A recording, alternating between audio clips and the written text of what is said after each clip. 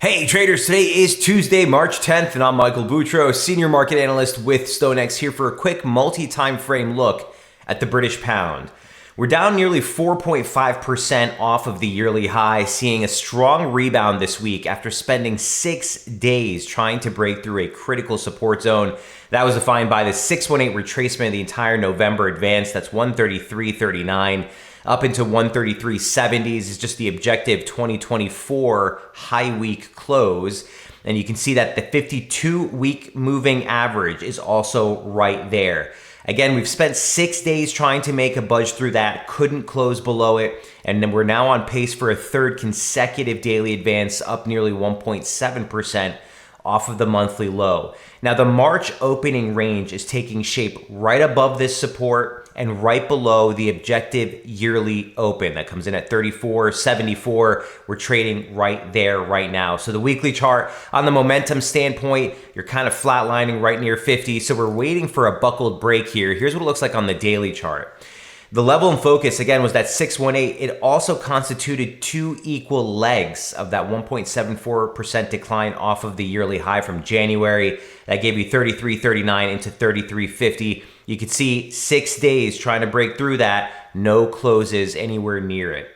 So now we're recovering off of that level with that rally coming against the yearly open and a basic 38.2 retracement of the decline off of the January highs. So you're looking at resistance near 34.74 up into 34.89, and that's really the focus. That's the objective monthly open, the yearly open, the 38.2 retracement, and the objective March opening range highs. A lot there. So that is to say, basic channel resistance is there as well. We would need a confirmed break and a close on a daily basis northbound of this zone to suggest that a more significant low is in place and a larger recovery is underway. That said, the immediate advance might be vulnerable below this level today. We need to look for that break. We do have some event risk on tap over the next couple of days. Here's what it looks like on the 4-hour chart. I've been tracking this modified pitchfork off the highs, same slope, same gradient as you were looking at in the daily chart there. You can see the upper parallel kind of capping this advance so far, and we're looking for a reaction here. The 200-day moving average is being tested here as well. So initial support comes in at the objective weekly open. That's 34.11. Key support again, 33.39 to 33.52. That's what we spent the last 6 days trying to break below. That would need to hold, and we need to see a break above 34.89 on a closed basis to validate this reversal in sterling. Subsequent upside targets on a breakout, you're looking for 35.36, which is the 1618 extension off the low, and then right up into 35.93. That's the May and August highs from last year. So some nice pivot action right along that level.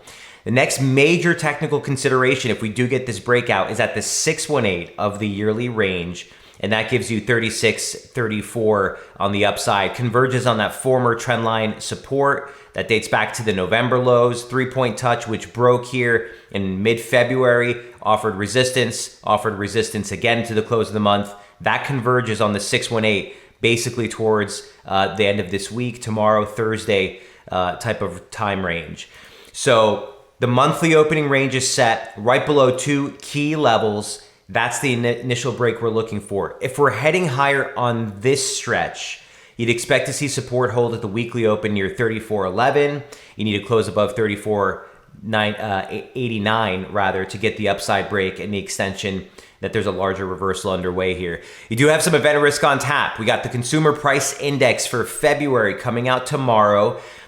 This is pre-war data, okay? So this is before the Iranian conflict came in and that surge in oil prices that we've seen over the last couple of days. We're expecting to see a hold on the headline read at 2.5%, 2.4%, and the core read is supposed to hold 2.5.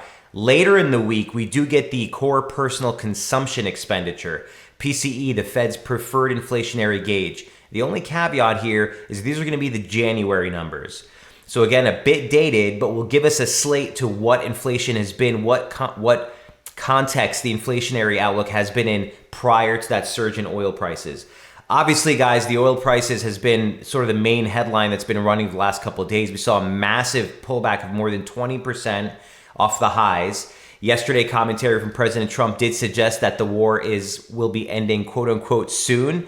So markets are taking some solace in that, but the inflationary picture is going to remain the main focus. On the back of that weak NFP print that we got last week, really puts the Fed right back in a corner between upside risk to inflation and downside risk to the labor markets. So the inflation data is going to be absolutely critical as we close out the week.